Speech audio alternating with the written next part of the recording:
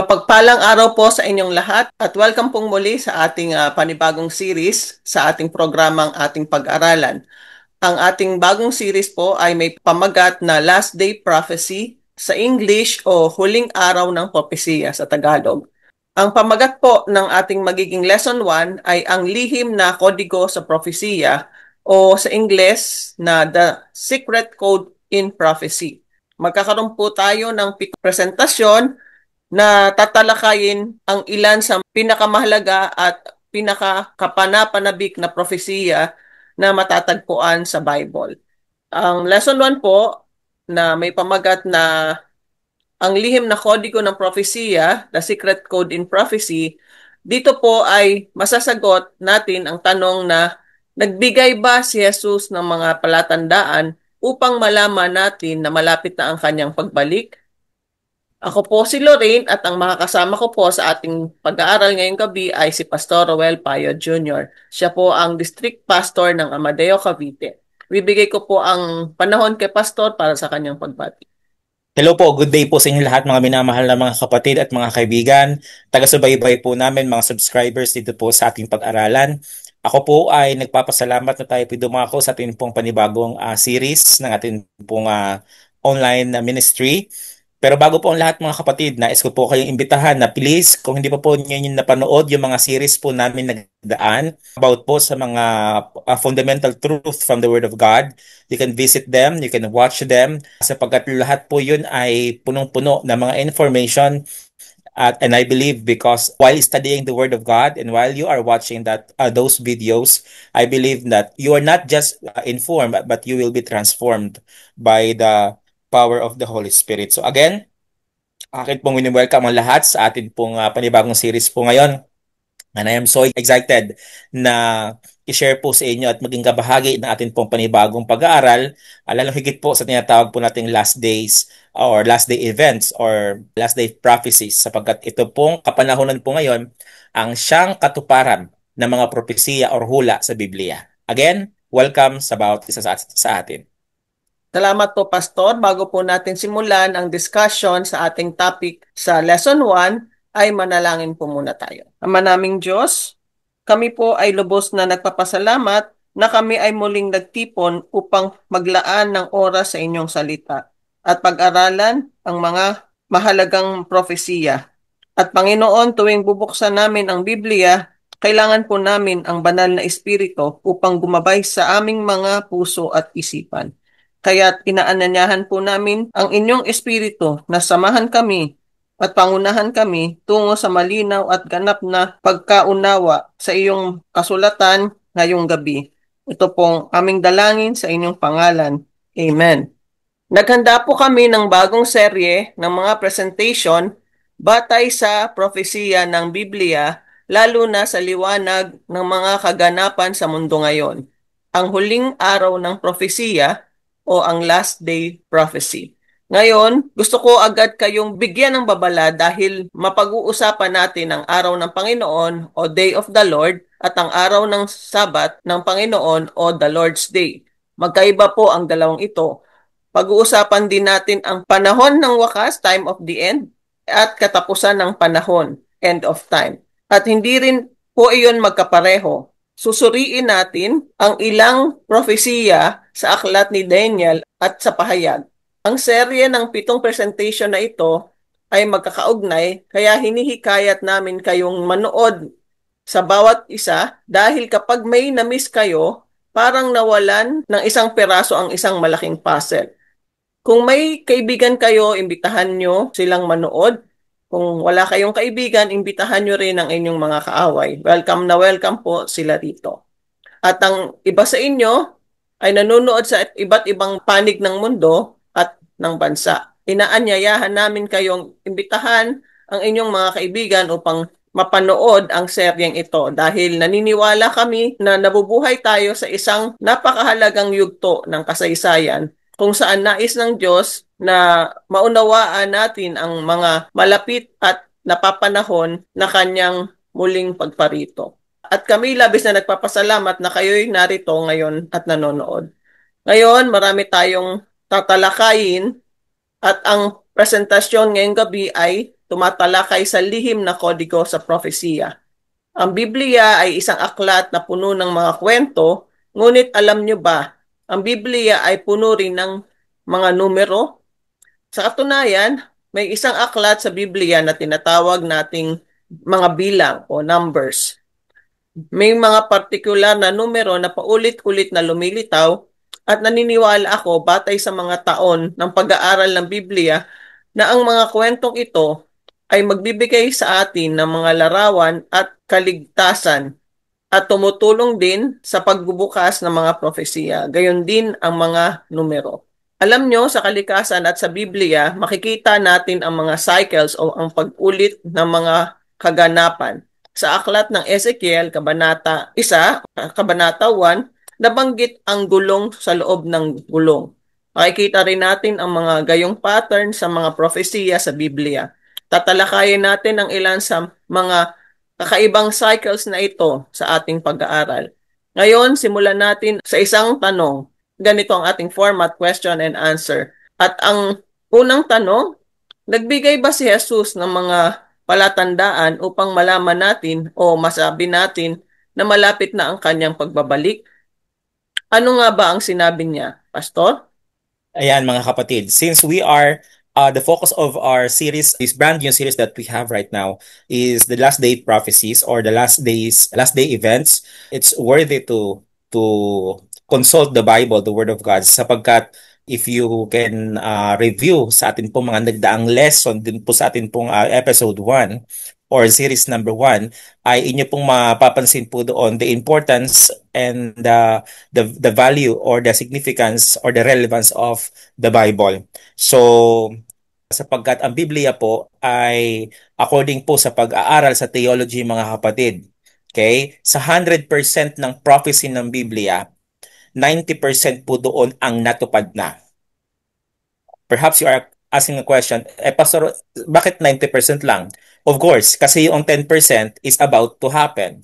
Like for example, the coming of Jesus Christ for the second time around, the earth will be renewed, then the 1,000 years and all of those things ay mangyayari po mga kapatid. But those 90% took place really in this world, perhaps in the times before and even the time now.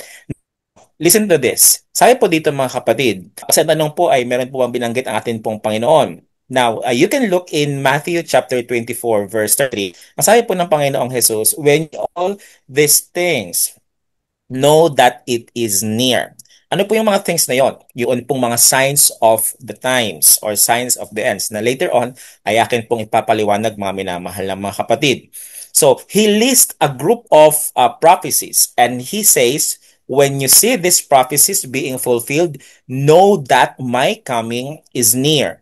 So, those signs na binanggit po ni Jesus are not decorations or not uh, uh, or quote and quote, trip lang ng Panginoon na banggitin na mangyayari yung mga bagay na yun kasi gusto niya lang. No. Those things are prelude. Ibig sabihin po, in preparation doon po sa main event or doon po sa pinaka-highlight, mga kapatid, which is the second coming of Christ. Nandahil sabi po dito, and again, there will be signs. Sabi po ni Jesus, nagpatuloy po siya. Meron daw pong signs or palatandaan saan? Number 1, in the sun, and in the moon, and in the stars, and on the earth, distress of nations. Sa lahat po, sa kalikasan, sa nature niyo po makikita, and even the terrestrial bodies like sun, moon, and the stars, they will fulfill those signs or prophecies na binanggit po ni Jesus. And then sabi po dito, things above, things in humanity, things in nature. There will be signs that will intensify in frequency in their occurrence, and this will indicate His coming is near. Okay? Let me repeat, mga kapatid, lahat po yun ay nagpo-propel or naghahanda or nag-i-inform sa atin that the main event or what we call the second coming of Christ, the glorious and climactic coming of Christ will happen or will take place. Okay? So, huwag na po kayong mabahala. Yes, human as we are, even if there are times na tayo po nakakapakinig ng meron pong gera, meron pong natural calamities, tayo po nalulungkot din. Okay? But sabi po ng Panginoon, itaas niyo po inyo pong mga ulo at inyo pong i-claim ang promise ng pagpapaitan ng Panginoon ay malapit na. So, ibig sabihin na po nun, be hopeful instead of be discouraged sa mga pangyayari sa mundong ito. Be hopeful kasi lahat ng mga bagay na ito na kailangan mangyari because Christ is soon to come. And then, when you see these things, lift up your heads, sabi po ng Panginoon. So, meron pong mga bagay na mangyayari sa lahat, sa bansa, sa nature, and others. Okay? Now, what are some of the signs? Okay? I could stop here, right here, and go into the presentation of about 50 different things that I think are signs that tell us that we are living in what I believe is the last generation. Okay, listen, but I am going to list a few that really stands out for me. Meron po mga ilan po mga kapatid na mga tangible or what we call talagang known to every human eyes. Okay? One of the found book in the book of Daniel chapter 12 verse 4, what he says, but you, O Daniel, inyo pong mababasa po ito, Daniel chapter 12 verse 4, sabi po ito, shut up the words and seal up the book until the time of the end. Many will run and fro and knowledge is increased. Okay? Mga kapatid, hindi na po ito siguro lingid sa kaalaman ng bawat isa sa atin. Ang kaalaman po ngayon ay sobrang nag-boom na po. Imagine, I can talk to you with the screen away. Okay, I can communicate with you. You know what? Communication nowadays is very high tech. Okay, you can send a message here in a matter of seconds. Darating na po sa kabilang lupalop ng sanlibutan. And then transportation, and others na nakikita nyo po mga kapatid. Okay, I cannot explain them all, but this is also one of the signs na ang Panginoon ay malapit na pong dumating. When we see the increase of knowledge, the unexplainable na ng mga technologies, talagang hindi na po siya mapaliwanag. It's because the knowledge are increasing. And again, this is one of the signs. Now, if you want to know more about the signs in the Bible, especially in the last days, the book of Daniel and Revelation is a good books. Okay? Sapagkat ito po ay parabagang movie yan eh. Ang unang half ng movie pinakita po kay Daniel. And since Daniel is old enough to watch everything, so ang last half ng movie na yun ay pinanood po doon po kay John the Revelator doon po sa Island of Patmos. Okay? Now, sabi po dito, I read a National Geographic article not too long ago that said this is the time in history when people are traveling more than any other time. So ito po yung pinapaliwanag ko po mga kapatid kanina na talagang sobrang ano na po talaga ng ating pong technology. Before nga who would have imagined na ang bakal ay lulutang? Yun po yung barko. Who would have imagined na ang bakal ay lilitaw, ay yung lilipad? Okay, yun po yung mga eroplano. So, everything is so enormously very high tech. Okay? They never did that back in the Christ days. Okay? Hindi po yun nangyari sa panahon ni Kristo. Kaya talagang old style po sila. Transportation nila, kabayo. Pero ngayon ay talagang sobra na. Okay? Now, he never went more than 100 miles from the place of his birth. How many of you knew somebody that grew up and spent their whole life and they never traveled 100 miles? Okay? Alam nyo, hindi po talaga mapaliwanag na kasi prophecy kailangan ma-fulfill eh. Si Joseph and Mary, from Nazareth, pero ang propesiya siya yung mga anak sa Bethlehem. Alam niyo po ba ilang kilometro po yun mga kapatid? 162 kilometers if I'm not mistaken. That is from here to Gapan. Okay? Pero just to fulfill a promise, a prophecy, siya po yung nanganak doon sa Bethlehem, mga minamahal na mga kapatid. Okay? So, many more. Okay? Like for example, I am citing you the social media, our phone. Alam niyo po mga kapatid, lahat po ay smart na. Smartphone, smartwatch. Lahat ay smart na kasi nga po ito po katuparan ng propesiya po sa Biblia na binabanggit na ang kaalaman ng sangkatauhan ay lalago, mga minamahal na mga kapatid. Now, don't misunderstand me. Ang paglago ng kaalaman ng tao, mga kapatid, ay meron pong benefit. But on the other side, meron din po siyang curse. Why? Kasi ang tao ngayon ay talagang dahil sa easy na ang lahat ng mga bagay because of technologies ay nagiging hindi na po productive din sometimes or hindi na rin po nagiging yung mga tao ay talagang hindi na nag-effort, hindi na nag-exert ng effort. Kaya ang kanila pong physicality ay hindi na rin po na-exercise. Okay? Those are the things. Okay? Ano pa mga kapatid, ang sabi po dito, and Jesus said, this gospel of the kingdom will be preached into all the world.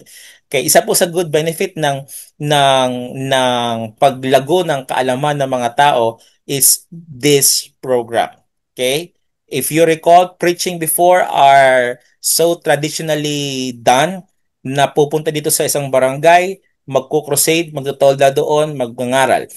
Now, ang pangangaral po sa salita ng Panginoong Diyos is present in the social media, in any platform, Facebook, TikTok, Instagram, in our case, in YouTube, and many more. There are platforms which engage or which participate in the study of the Word of God. But again, social media is a mixed community. Okay? It's a mixed program na if hindi ka po intentional na makinig na salita ng Panginoon, you will be distracted and you will be disturbed, okay, sa mga vice ng kaaway at hindi ka po ang tawag dyan, hindi ka mag-emerge sa salita ng Panginoon.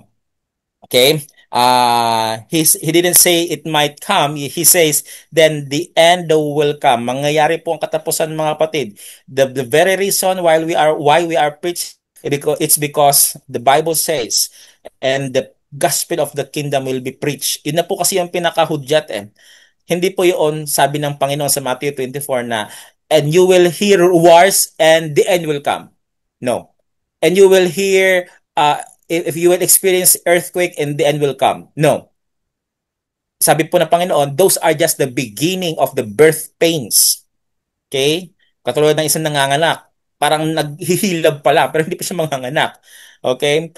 Pero mga kapatid, yun daw pong pinakahudyat na ang Panginoon ay malapit na pong dumating if the gospel will be preached all throughout the world in any forms. And that is why you are watching this because God is calling you. You have a purpose in this program.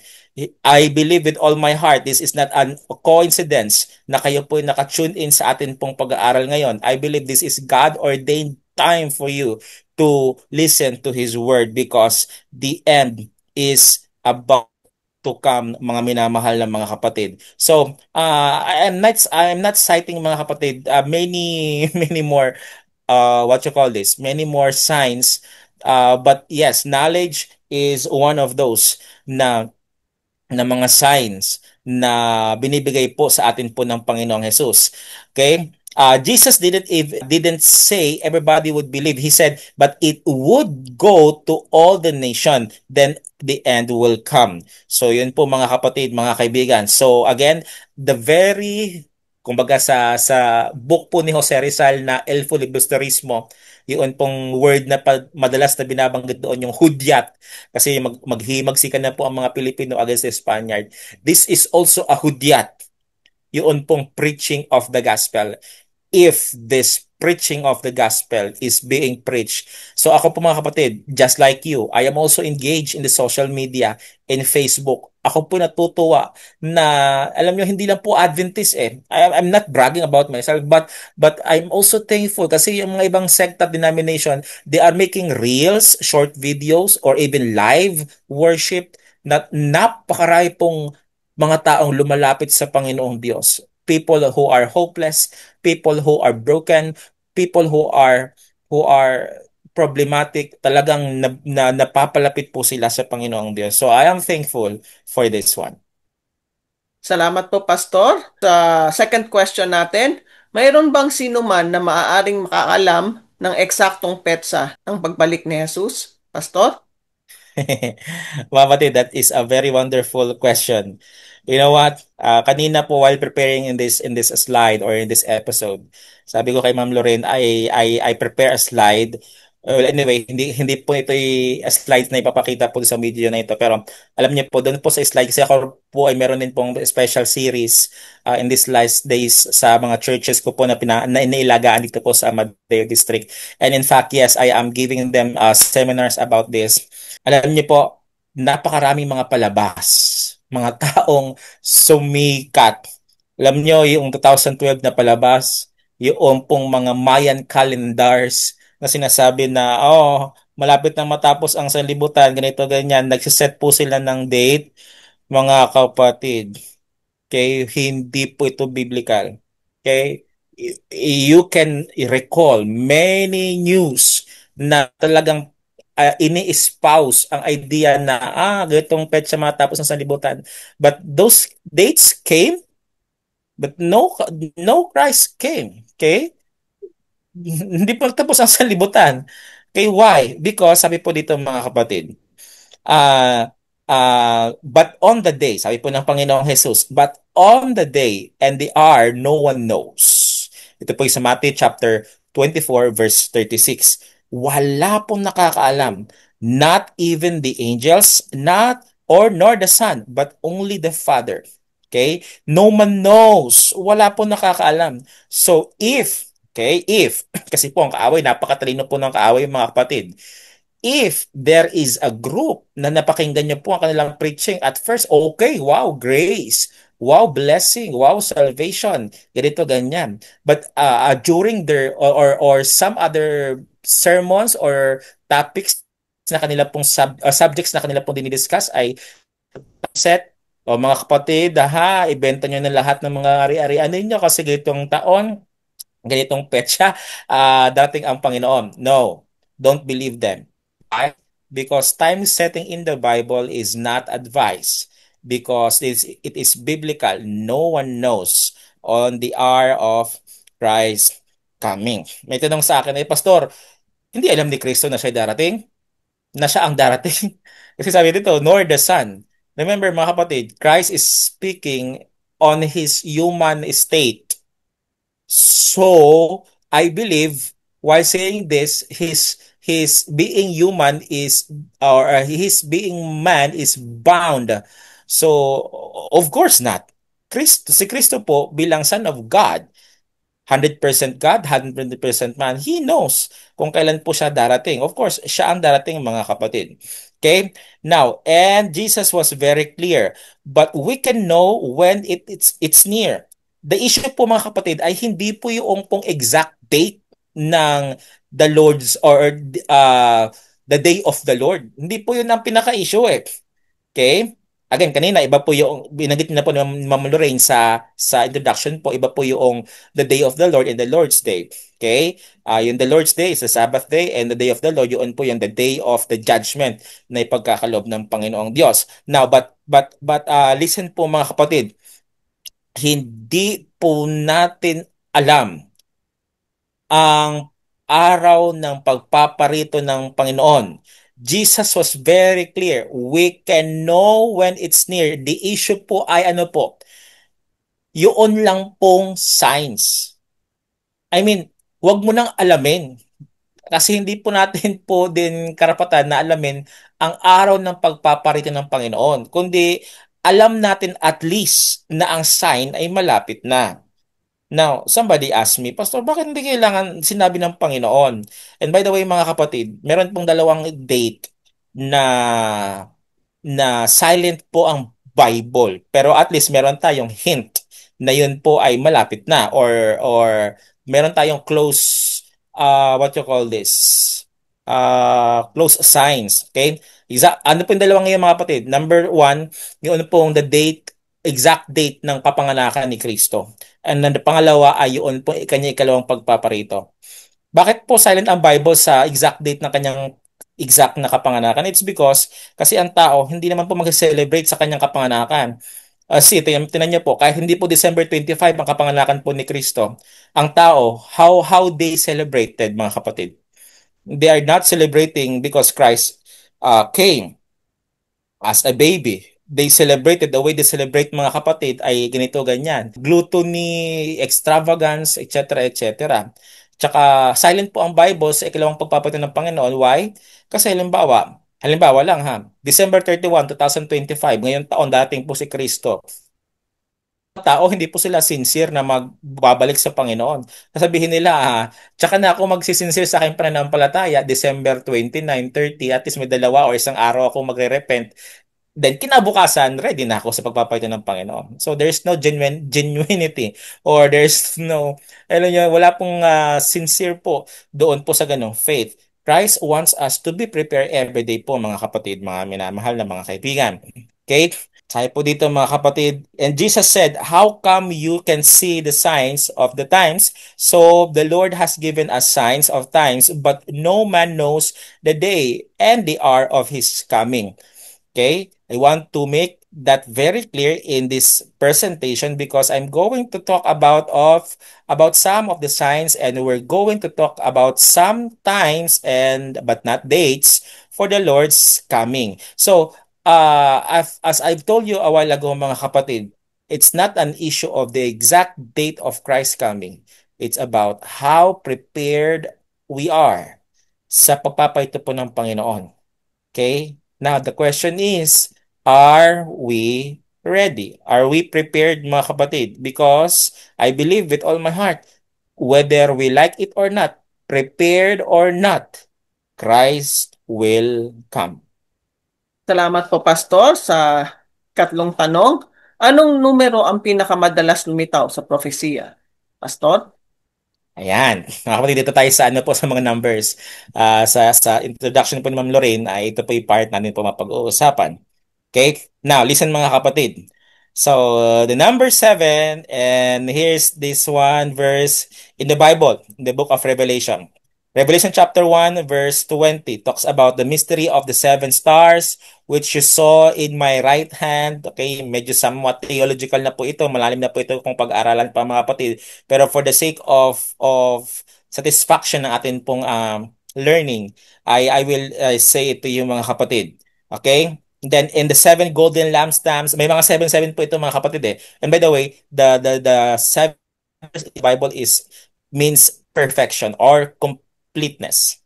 Okay? Yun po yung naka-refer po first doon po sa creation. And the 7 golden lampstand and the 7 stars and the angels of the 7 churches doon po sa Laodicea, Pergamo, Thyatira, and all of those 7 churches. Okay? And the 7 lampstand which you saw are 7 churches. It's pretty clear about the number 7. Okay? Symbolical po pag when we hear the word 7 in the Bible, it also refers symbolically. Yes, it's literal in a sense about the days of the week. It's literal days. It's 7 means the Sabbath. It's literal. However, in the book of Revelation, those are symbolical in nature. Kasi meron po siyang pinapatungkulan, mga minamahal na mga kapatid. Okay? Now, and you got, of course, 7 days of creation. Okay, 7 days before the flood, 7 days Noah and his family stayed in the ark. Okay, and the rain started. There was seven fat and seven skinny cows in Joseph dreams. May maraming mga sevens po mga kapatid, no? And then seven times, 7 years that Jacob worked for Rachel. Pero ang kanya po na asawa first ay si Leah. Okay, and then seven times Elijah prayed on the Mount of Carmel, and then goes on and goes on and goes on mga kapatid. Now, matter of fact, I think that there about 35. Yeah, that is correct. 35 some of the sevens that you find in in the Bible. Many sevens po mga kapatid. Yes, I got some signs from seven in nature here. I was going to show you mga kapatid. One of the strongest structure in the world is a bee's honeycomb, which is six hexagon circling the internet. Okay, a one or a seven. Now, hindi ko na po ito babanggitin po mga kapatid, mga kaibigan. So, there are symbols ng seven, seven, seven, seven in the Bible. Now, again, aside from complete, ang symbolical ng seven, it's also indicate clean.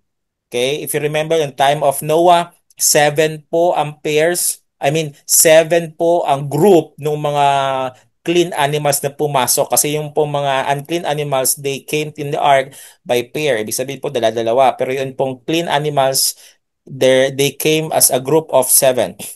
Okay? Now, ano pa? Aside from seven, there's also the number six. Ayan.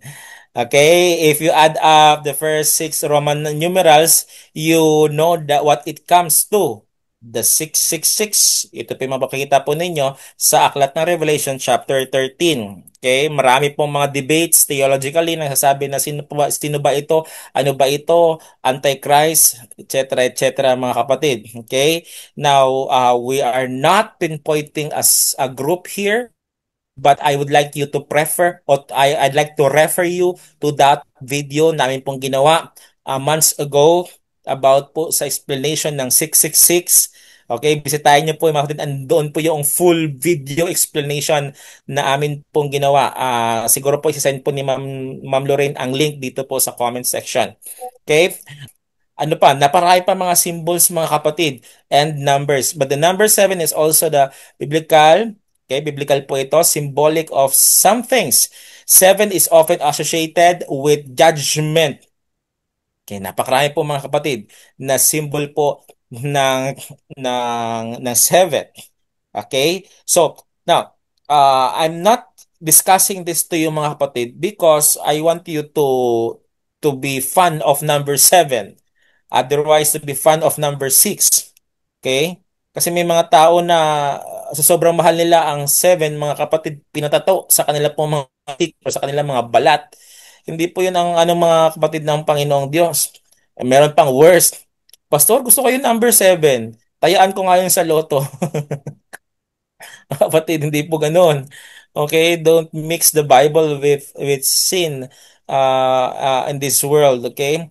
Christ wants me to take heed of those symbols kasi po yun po ay meron pong significance sa pag-aaral sa theology, sa pag-aaral sa ng Diyos at may kinalaman po sa atin pong kapanahonan po ngayon. Okay? But aside from those things, kung may mga bagay na po na hindi natin napapaliwanag sa 7-7 mga kapatid, it's none of our business. The most important thing is we believe the seventh day is the Sabbath day. We believe that Christ created this world on the seventh day. He rested, mga kapatid. So, yun lang po yung mga bagay na binigay po sa atin. Now, you can read Deuteronomy 29 verse 29 na ang mga bagay na nireveal sa atin. Pero yung mga bagay na secret or mga bagay na hindi po nireveal na sa atin mga kapatid, sabi po sa Deuteronomy 29:29, it's none of our business. Kumbaga, in short lang po, ibig sabihin, sa Diyos po yun nabibilang mga kapatid. So there are stories in the Bible na sinaaman din po, ganito ganyan, lubog-lub po doon sa Jordan River. Tapos sa ikapito mga kapatid, siya po ay nahugasan. So hindi ko na po isa-cite mga kapatid. The very important thing is this. Okay? Believe those symbols in the Bible because those are significant sa atin din pong pananampalataya, mga minamahal na mga kapatid. Salamat po, Pastor, sa ikaapat na tanong. Ngayon, pinag-uusapan na natin ang mga numero at ang panahon. Paano nga ba tinitignan ng isang walang hanggang Diyos ang oras o panahon? Pastor? So mga kapatid, so since we are talking about symbols, signs, and numbers, okay? So to answer the next question, okay, sabi po dito, now we're talking about numbers in time. How does an eternal God view time? Now, listen, you and I, we live maybe three score and 10, which is 70. Okay, mga, ito po biblical countings na po ito mga kapatid, no? That's an average the Bible gives us. Yung tao daw po, sabi po sa aklat ng Psalms, ay average na po yun, yung 17. Pag dumating ka na ng 80, bonus na po yan. Okay? Not too far from the average today. Depends on what country you're in and your lifestyle, of course. But the Bible tells us in 2 Peter chapter 3 verse 8, sabi po dito, mga kapatid, Ikalawang Pedro 3:8, but beloved, do not forget this one thing, that with the Lord, a day is like 1,000 years, and 1,000 years like a day sa Panginoon. Ibig sabihin niyo, 1,000 taon mga kapatid sa Panginoon, isang araw lang yan. Okay, sa atin, 1,000 taon. No, so may mga ano na po, may mga somewhat na mga catchy na po, attention seeking or na po na siya ng mga numbers. Okay, hindi ko na po siya masyadong ipapaliwanag mga kapatid. So, sabi po dito, if you live forever, then a millennium is like a day. Okay, for you, it's nothing. And Peter is actually quoting where Solomon says, sabi po mga kapatid, for a day in your courts is better than 1,000. Ito po yung naka-record mga kapatid. Okay, sa aklat din po ng Psalms 91, sabi po ni Haring David, and King David said something similar in Psalm 91. Now, I don't know if you've ever heard before of the theory of what they call the millennial week. The millennial week, you ever heard of that before? Now, you know what a millennium is. A millennium po sa Bible, ang mele and then annum. Dalawa po yan mga kapatid na Latin word na ibig sabihin po 1,000 years. Okay? Composition of two words. Mele means 1,000, yung annum po ay years. Now, so there is a chapter in Revelation 20, okay, 1,000 years. Now, ipinaliwanag ko na po ito mga kapatid. You can refer in our video sa nakaraan po na yung mga recordings. There are two events during 1,000 years. Ano po yung mga events na yun mga kapatid? Yun pong 1,000 years, vacation sa langit ng mga banal, but 1,000 years ni Lucifer po dito na siya po igagapos. Okay? Spiritually and symbolically. Now, well, if you add up the dates in the Bible, you know, the Bible is filled with chronology. Yung pag-aaral po sa time is what we call chronology. There, in Genesis chapter 5, it begins with the chronology that leads to Abraham. Okay, hindi ko na po paliwanag ito mga kapatid. Yung pong chronology from Abraham down to Christ. In fact, you can also read that in Matthew chapter 1, yun pong genealogy of Christ from the time of Abraham. Doon naman po sa record ni Luke, Luke chapter 5, I guess, if I'm not mistaken, from Adam hanggang po sa time ni Christ. So those are years, those are numbers. Yun po ay meron pong significance mga kapatid sa pag-aaral din po ng Biblia. Okay? Now, let me be honest to you mga kapatid. Okay? Ako po yung nag-aral ng theology, ako po yung nag-aral ng ng Biblia. I am not so fun in numbers. Okay? Ako po talaga yung mabilis makalimot ng numbers. Yung mga lalong higit may mga verses. Basta alam ko, nandun yung sa book na yon, okay na ako. Parang ganun. Lagi ko pong sinasabi ng mga kapatid. Pero kung i-memorize siya by head and by heart, pero ako po kasi makalimutin. But I believe numbers are significant mga kapatid kasi meron po siyang important role sa hinaharap or sa ating din pong kapanahonan po ngayon. Okay? And so there are a few vague spots. So we're not exactly sure. I want to make that very clear, but one thing we are pretty sure of that This world is about 6,000 years. Okay? Kasi meron pong counting mga kapatid from the time of Noah na hanggang sa time ni Christ, tapos sa time ni Christ hanggang sa ating pong panahon ngayon. Kasi ang pag-aaral po sa science, sabi po nila ay 4.5 billion years daw po ang sanlibutan. Okay? Pero ang paniniwala po sa Biblia ay hindi pa po ganun katagal ang ating pong sanlibutan. In fact, the church stand is, ang word na ginamit po mga kapatid ay recent. Hindi po siya millions of years, billions of years. Okay? Kasi po kung atin pong ire-recall po ang history po ng Biblia from the time of Adam and Eve hanggang sa mga history po hanggang sa kapanahonan po ngayon, hindi po ganun katagal. Hindi po millions of years mga kapatid. Ang ginamit pong term ay recent. Sabihin, hindi ganun po ganun katagal. Yes, thousands of years siya, of course. Pero hindi siya umaabot ng millions of years. Okay? Ano pa? Hindi ko na po siya masyadong ipapaliwanag mga kapatid yung mga BC-BC, yung kung ano na yon. Basta ang conclusion ko po mga kapatid sa part na ito, when we are studying about 1,000 years, yun sa time po kasi parang ano meron po kasing explanation po ito. Okay? O meron po silang study or findings noon pong pinag-aralan nila ang time from Noah's time from the time of creation rather hanggang kay Noah's time to Abraham, Abraham to Christ, and then Christ to our time. 6,000 years daw po yun mga kapatid, and then ang tradition or ang belief po kasi sa Hudyo, ika-seventh year ang lupain na dapat nagpapahinga. So, ibig sabihin po mga kapatid, on the 7,000 years na daw po tayo ngayon, kaya ang ibang conclusion ng iba ay borrowed time na daw po ito kasi sa year 2001, sa year 2000, yun na po yung pong ika-7,000 years. Okay? Kumbaga, magpapahinga na supposedly ang sanlibutan ito. Borrowed time na daw po yun. Now, I don't believe some of them. I believe some of them. So, if you will ask me a question, anong stand mo, Pastor? I believe time setting is not good. It's not biblical. Hindi tayo pwede mag-set ng time na, borrowed time na pala ito ngayon. Ang Panginoon ay ay darating na talaga ganitong petsa kasi sa pag-aaral namin. Remember, William Miller ay minsan na pong nagkamali mga kapatid. Pinag-aralan niya po ang Biblia. Tama ang kanya pong calculation pero mali ang kanyang interpretation.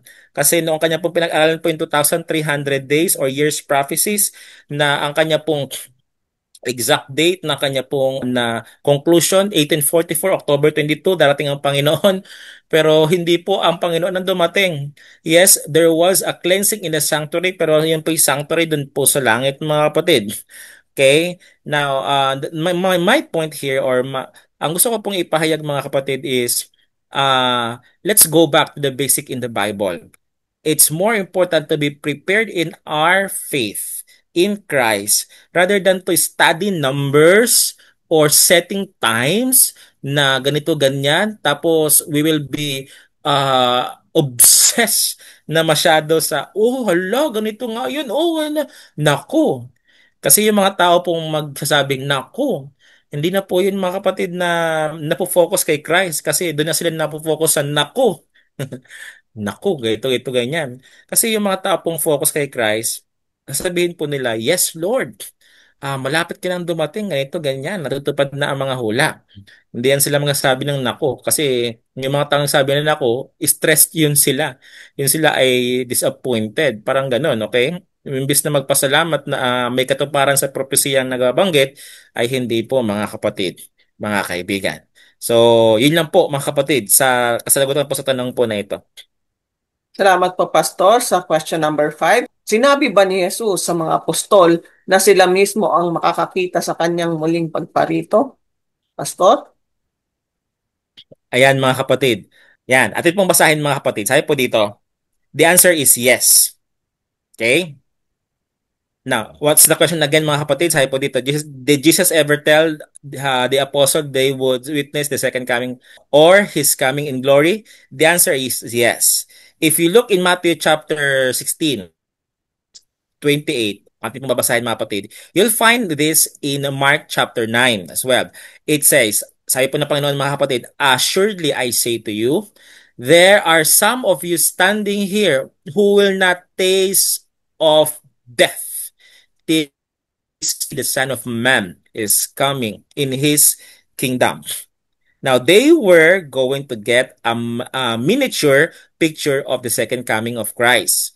Miniature lang po, ibig sabihin, view. Kasi even po si Moses, nakita niya yung kapanganakan ni Jesus at ang kanya pong pagpaparito, mga kapatid, in vision. Okay? Now, sabi po dito mga kapatid, after Jesus make this cryptic statement, it says, after 6 days, okay, why did he make the statement? Okay, in the book of Matthew and the book of Mark, it says 6 days later, something happened. It's very clear after he makes this statement, and he makes this statement in Luke in the book of Luke, mga kapatid. Okay, the next thing that happened is this experience. What happens after 6 days? He took Peter, James, John, and his brothers, led them up in the mountain by themselves. His face was shining like the sun. His clothes became as white as light. And behold, Moses and Elijah appeared to them, and were talking with him. Ito po yung pong tinatawag mga kapatid sa Mark chapter 9, the transfiguration. Yung si Jesus po ay nag-transfigured. Nakita po ni Peter, James, and John si Christ, kasama po si Moses and si Elijah. In fact, nag-offer pa nga po si Peter na, it's good to be here. Gawa kami ng tent para sa inyo. Okay, in transfigure po, and then they heard a voice from heaven saying, "This is my beloved son in whom I am pleased. Listen to him."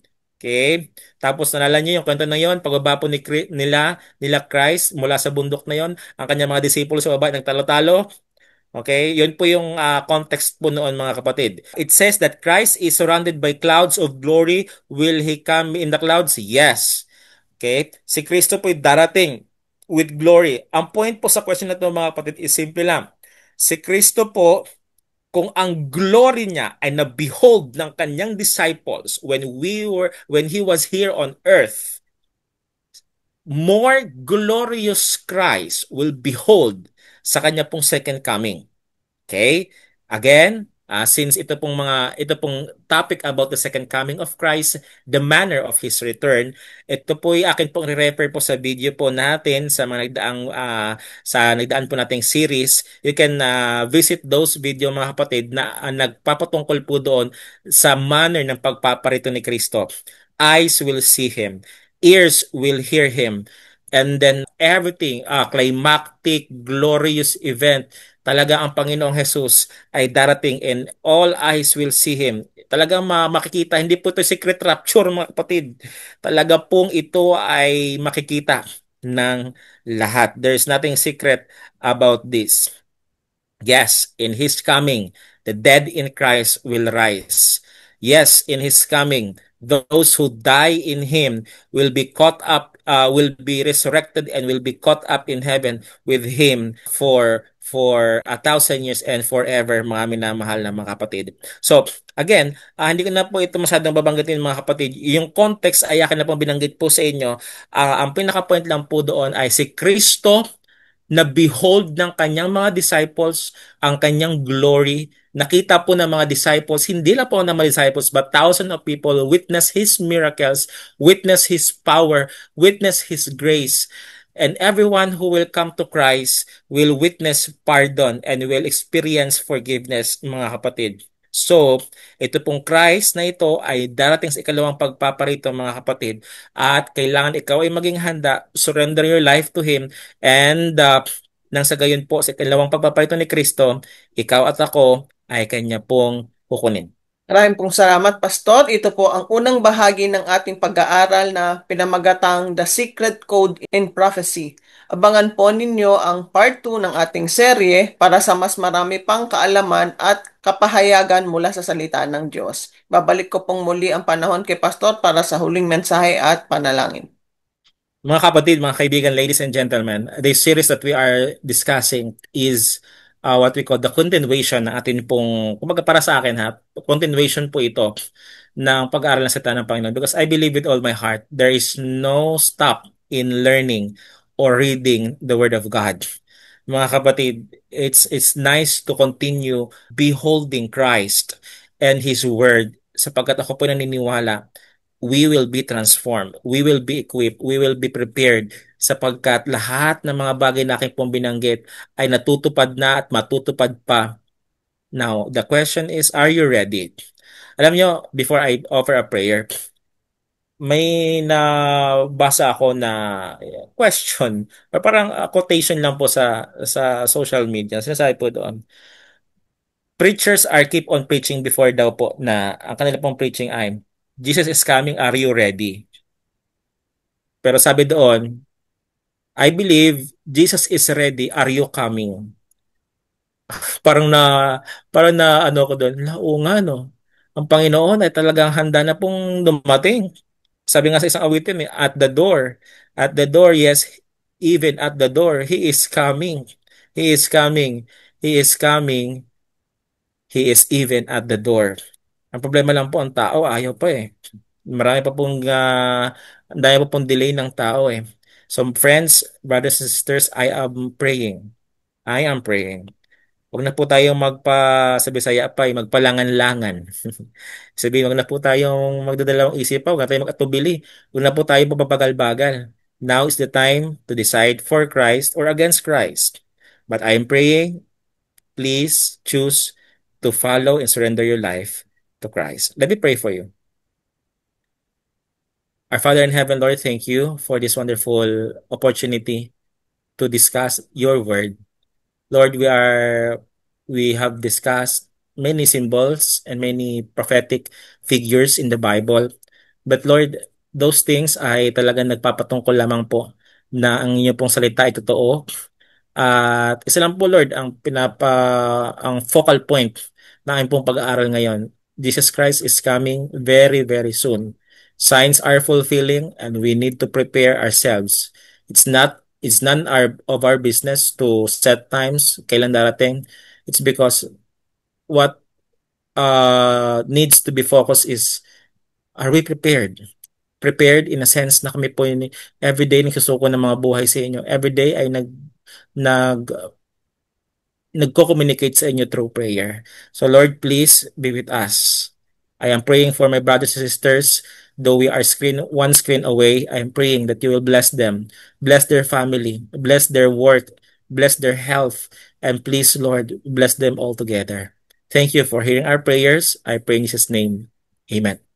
Amen. Salamat po, Pastor. Bago po natin tuluyang isara ang ating programa, pwede ko pong itanong sa ating mga nasa Zoom. Baka po meron kayong tanong na gustong itanong kay Pastor tungkol sa ating napag-aralan na discuss ngayon. Pwede nyo pong i-type sa chat or mag-unmute po kayo kung meron kayong tanong. Meron po ba? Ah, mukhang wala naman. Ayun. Ah, all clear po at blessings po na naka-join po ako today, sabi ni Brother Norman. Kung wala na, i-close ko na to with my closing remarks. Kung naging pagpapala po ang mensaheng narinig nyo ngayon, huwag po kalimutang mag-subscribe sa aming channel at i-share ang video na ito upang mas marami pa ang marating ng mabuting balita tungkol sa malapit na pagbalik ng ating Panginoong Hesus. Kung kayo po ay may tanong, komento o kahilingan sa panalangin, isulat lamang po ito sa comment section. Binabasa po namin ang inyong mga mensahe at nais po naming maisama kayo sa aming mga panalangin. Maraming salamat po at naway pagpalain kayo ng ating Panginoon. Hanggang sa susunod na bahagi po ng ating pag-aaral, ito pong muli si Lorraine na nagpapaalala sa inyo na mahal tayo ng ating Panginoon. Bye-bye!